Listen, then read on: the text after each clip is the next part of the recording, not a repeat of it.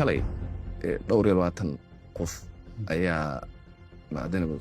30 gaareen ayaa tartamay qof kasta oo stage-ka soo istaaga labadaasuu dadka Soomaaliyeed ka garayo u sheegay walaa haddaan anigu madaxweyne noqdo waxaan idin ballan qaadaya dastuurka inaan dhammaystiro waxaan idin ballan qaadaya dalka inaan gaarsiinayo qof doorasho qof cod mid jiro caasimadan waa la qabsanayaa iyo cabsinina ma jirto waxaan aad uga xumahay in dad siyaasiyiin oo dad Soomaaliyeed ay arrintaas xataa lacag ku bixiyay waa ognahay dad fursad u heshid Soomaali inaad hal kelimad ku tiraahdo hal farin maxaad oran lahayd doorashada waa saad sheegtay waa la wada rabaa arrin dastuurka waxa diidan oo kaliya waxa weeye waa madaxweyne Puntland maaha madaxweynaha Puntland dadku qasab maaha kulli in ay hal arag la wada qaato qasab maaha taas waa qodob markii aad meel cusub aadayso waxaa kuu muuqanaya ma hubtid waxay wax ku dambayn doonaan aad ma hubtid maxaa jira jid la yaqaanay laguma socdo jid laga yaabo inay 55 sano ka hor maqalkiisaba ay dadka ugu dambeysay ayay u baahan tahay siyaasaddu in la aado markii la yiraahdo jidkaasa la aadaya dadka Soomaaliyeed mindsetkooda waxaa laga yaabaa in ay u arkaan inay meeshu halis iyo bahalla inay fadhiyaan waxaa u fudud oo qofka Soomaaliyeed durbadiiba uu recalling uu samaynayaa oo durbadiiba uu fahmayaa wixii shalay laga yimi marka in fara badan oo dadka Soomaaliyeed ka mid ah waxgaradka ahi meeshii laga yimid meel lagu noqon karo inaysan ahayn waa ogyihiin meesha loo socdana waxaa dhici karta inay ay warwar ka qabaan inay war ma gaari karnaayo talow ma albaan dhexda ku kufnaa marka waa cabsi legitimate ah ayaa la dhihi karaa oo maxaan ku dhahaa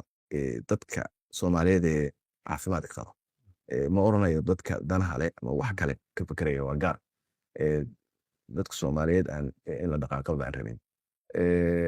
annaga marka ka xukuumad ahaan waxaa noo muuqata marka koowaad arrinta ku saabsan siyaasadda oo ah in dastuurka la dhammaystiro dalkana doorasho qof cod la gaarsiiyo oo dadka Soomaaliyeed awoodooda loo celiyo oo ah meesha kaliya ee deganaanshaha siyaasadda rasmiga ah ay ka imaan doonto ama ay ka imaan karto labadaas qodob iyo dabcan amnigooda lagu daray oo mar walba u adeegaya labadaas qodob waxaan aaminsanahay inay yihiin ijmaaca ummadda Soomaaliyeed markii waxa kugu filan shalay dhowr iyo 20 qof ayaa maadana 30 gaareen ayaa tartamay qof kasta oo stage-ka soo istaaga labadaasuu dadka Soomaaliyeed ka garayo u sheegay walaa haddaan anigu madaxweyne noqdo waxaan idin ballan qaadaya dastuurka inaan dhammaystiro waxaan idin ballan qaadaya dalka inaan gaarsiinayo qof doorasho qof cod oo awoodda ku cad markii saas oo kale marka noqoto waxa la yiraahdo ijmaaca ummadda dadkiiba ayaa sidaas yaa ku ijmaaca dawladdu marka waxay si bilowgii ah uga shaqaysay labadaas arrimood markii amniga ay rayn siyaasadda labada arrimood in si weyn looga shaqeeyo maadaama ijmaac ummadda tahay maadaama baahidii ay tahay maadaama dalkan meesha uu fadhi karin inta fadhiidnimo inta ka badan aan la xamili karin maadaama rajadii aqoonyahanka Soomaaliyeed dadka waxtarka leh Soomaaliyeed talentiga aan qabiil base uu saro ahayn siyaasadeed ay laakiin talentigooda iyo kartidooda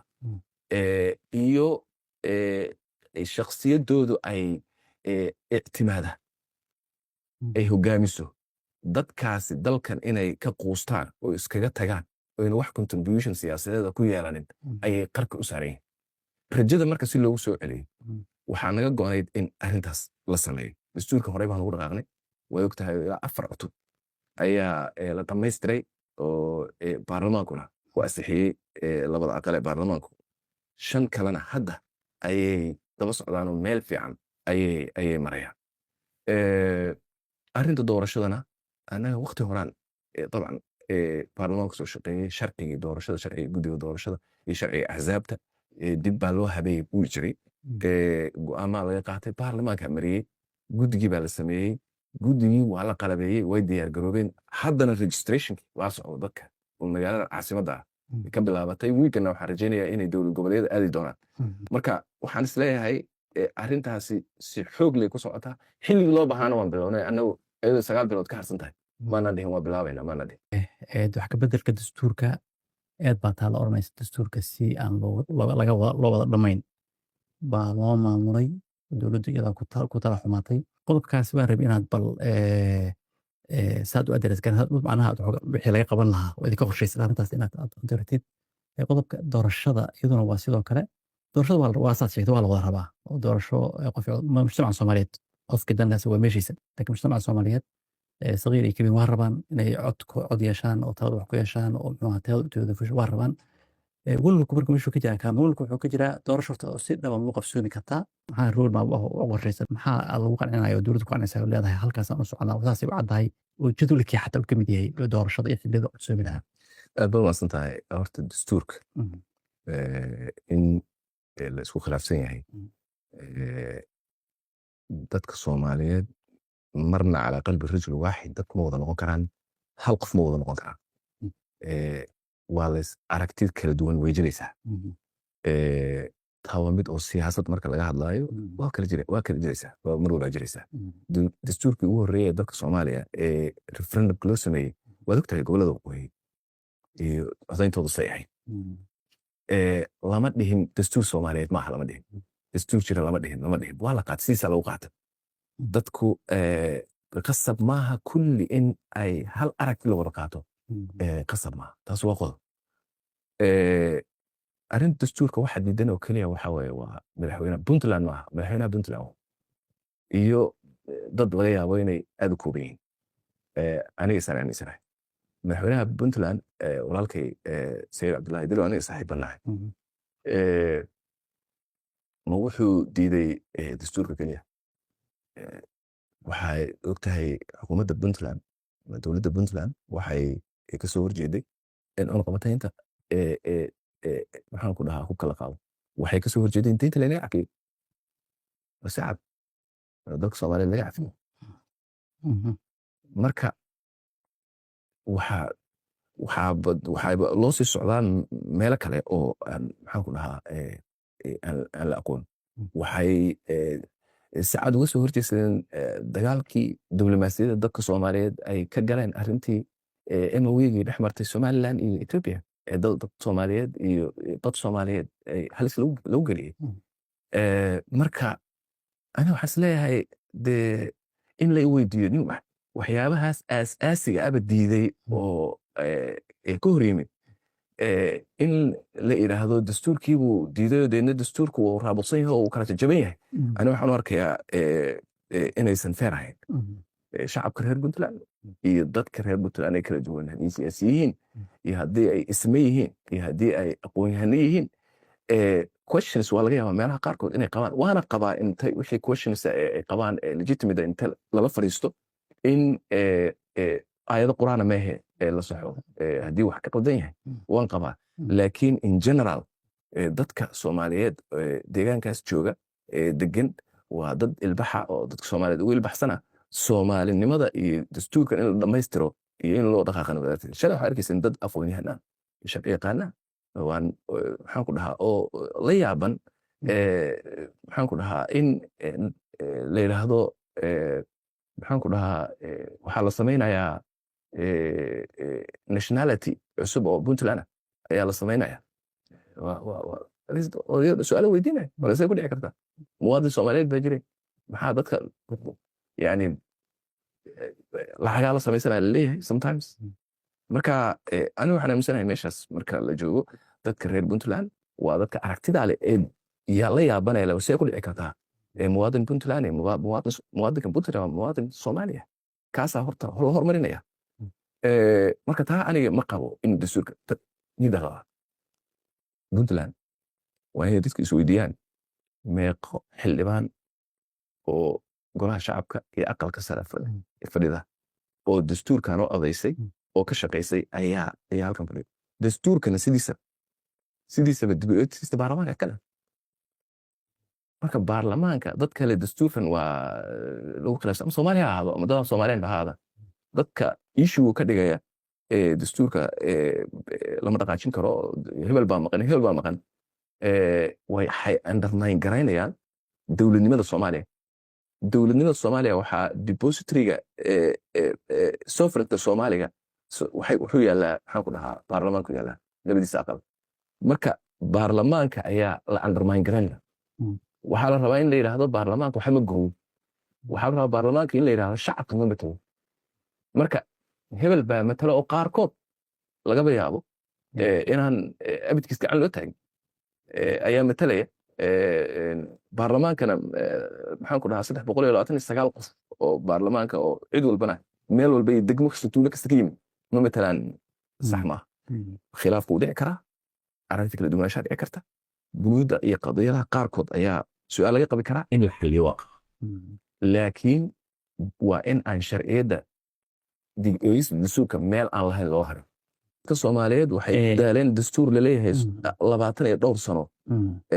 oo lagu dhammayn karo 2 weeks. oo leeyahay 20 sano u yaalaa, oo dastuurkii adduunka ugu kharashka badan uu galay ah, waqtiga ugu badan qaatay dunida. Dadka Soomaaliyeed way ku daaleen waana بروسيسك siduu inuu consensus ama abuuraya ama isu soo weynaayo wax laga hadlayo waa inahaas consensuska waxaan u baahanahay aniga in la ii qiyaaso. Consensuska maxaa laga wadaa? waa in definition lagu sameeyo. Consensus wuxuu yahay consensus adduunka ma jiro 100%. ma jiro. haddii la soo helo 100% dunida consensus raadinayno. marka guud ahaan waxay xukuumadda ugu dhigan tahay majority-ga dadka Soomaaliyeed ku filan baa wada tahay, baa ku qanacsan. waa lagu qanacsan processka doorashada iyada ma axood aan rabay in xoogaa document gareysid waliba adoo iisii raacinaya gobolka Banaadir, reer Xamar, reer Banaadir xukuumadda waxa ugu qorshaysan. Xamar waa طبعا doorashadu waa laba. mid waa midkii heer federaal oo la isugu imaan doono, oo tilooyin ay ka dhici doonaan, oo dabcan u baahnaan doona qodobada dastuuriga la xalinayo maqaamkii muqdisho in la cadeeyo oo aan looga maarmaynin. taas way imaanaysaa, way soo socotaa. dabcan waana hawl culus oo dadka Soomaaliyeed u taabo. laakiin middan hadda aan wadnay doorashada marka ugu horeysa aan hadda wajahayno xoogga leh aan registration ku sameynayno, yani xasaabta loo samaynayo, waxa waaye waa doorashadii localka. marka doorashada localka ah waxay ila tahay dadka caasimadda muqdisho jooga oo ah dadka 3 milyan lagu qiyaaso meelahaas, dad Soomaaliyeed oo dhan ah. walaalahooda reer Hargeysa ama reer Garowe ama maxaan ku dhahaa hadday heleen xaq inay isdoortaan, kuwana inay isdoortaan oo ay madaxdooda u adeegaysa ayagu soo saartaan, waxay la tahay waa xaq, waana dastuuri, waana logic. cid kasta oo su'aalad qabtana waxaa laga maarmaana inay dib isu fiiriso arrintaas. annagu tii iyadoo laga bilaabay caasimadda ayaa annagu hadda halkaas ayaan ka bilownay. waa ogtiin degmooyinka oo dhan registration ka socda. qorshaha loo qorshaysan waxaa weeye magaaladan caasimadda ah haddii aan la idmo in dadkeeda la registareeyo. waan ognahay qiyaasta waxaan haynaa dad ka badan milyan dhowr in laga registreynayo haddii la yidhahdo magaaladan, kadibna inay lagu tartamo iyo axsaabta ku tartamaan doorasho qof iyo oda ee la galo. commissionerska ay soo baxaan, councilka soo baxo, mayorkooda ayagu ay doortaan. halkaas waxaan aaminsanahay marka inay ka bilaaban doonto adeeg wanaagsan oo caafimaad qaba, in madax lala xisaabtamo, aan loo magacaabin ayagu dadka ay doortaan.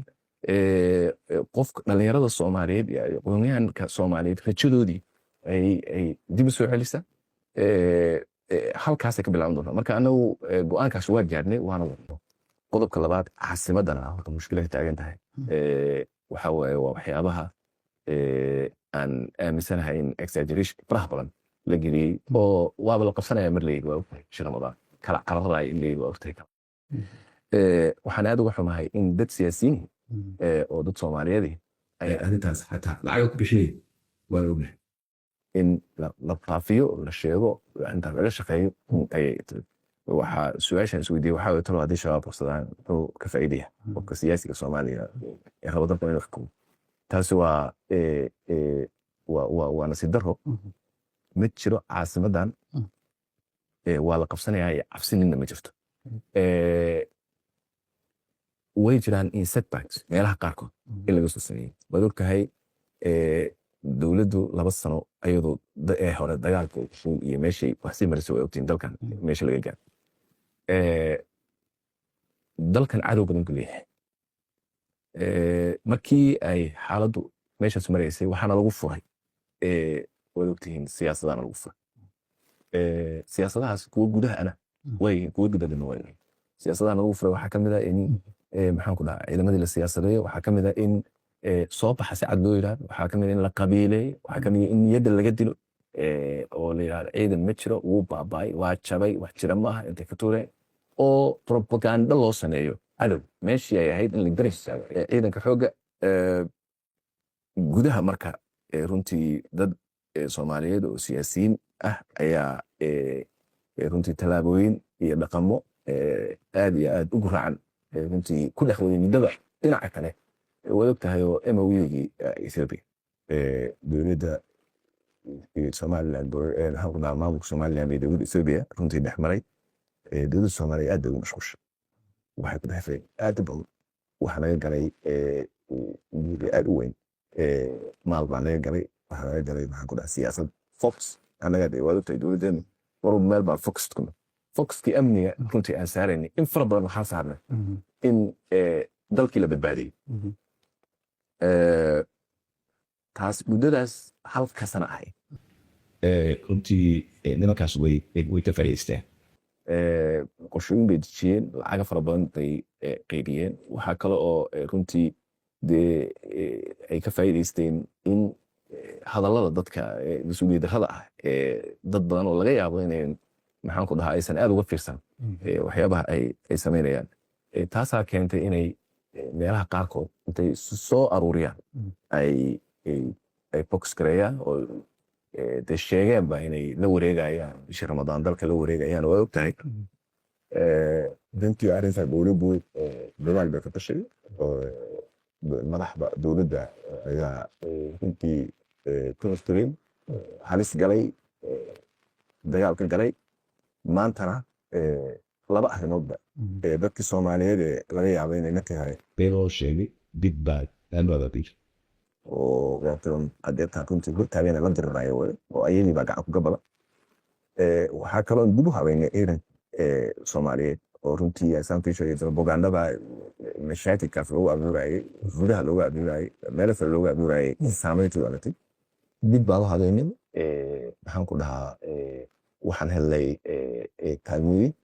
waxaa dowlay saaxiiba oo walaalaba aan ka helay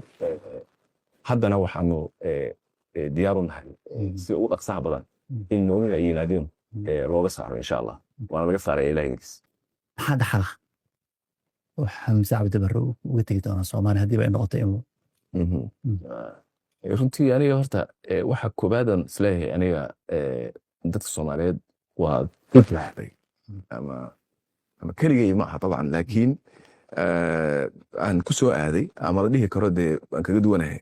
ministerooda khilaaf la'aan anigu waxaan aaminsanahay in aan symbolic u ahay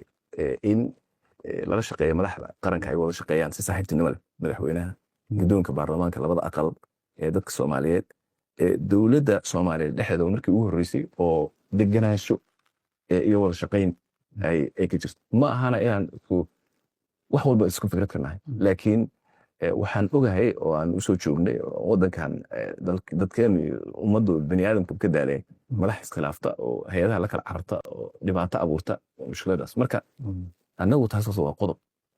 qodobka labaad dalka anagu isleeyahay runtii waad uga tegi doontaa uu markii koowaad oo sidaad idinku markhaati ka tihiin aad qayb ka qaadateen waan rajeynayaa aan uga tagnay wax qorshe annaga xasabaysanay oo aan cid kale طبعا aysan lahayn dalka Soomaaliyeed u leeyihiin oo dalkan ka raraya inuu timaado ama ku tiirsanaado kaalmo laakiin u raraya horumar iyo dhaqaale iyo asagu dalkani uu hormaro u raraya inaan keenaan ayaan aaminsanahay national transformation waxaan aniga aaminsanahay in waxyaabaha aan nalagu xasuusan doono ay ka mid tahay de inaan deyntii ummaddan dalkan saarnayd dhibaatada aad u faraha badnayd inaan kasoo qaadnay inaan oo qabataynta kasoo qaadnay hubkee saarnay african union aan ku darnay inaan ku darnay waxaan jeedaa east africa community inay qayb ka mid yihiin xildhibaanadeen insha allah meel dhow la dooran doono waan aaminsanayna wax badan ka faa'iidi doono inagu maxaan ku dhahay suuqaas inaan security councilka dhex badno anaa aaminsanahay waxaan ku noqon doonaa xukuumaddii ugu shuruucda ugu badan abid xukuumad soomaaliyeed oo soo martay dalkan ee marisay muddada 3 sanadood ayay noqon doontaa dabcan dee shuruucdana waa institutionska oo la dhisay marka aniga marka waxaan aaminsanahay 3 sano waxyaabahaas oo dhan ayaa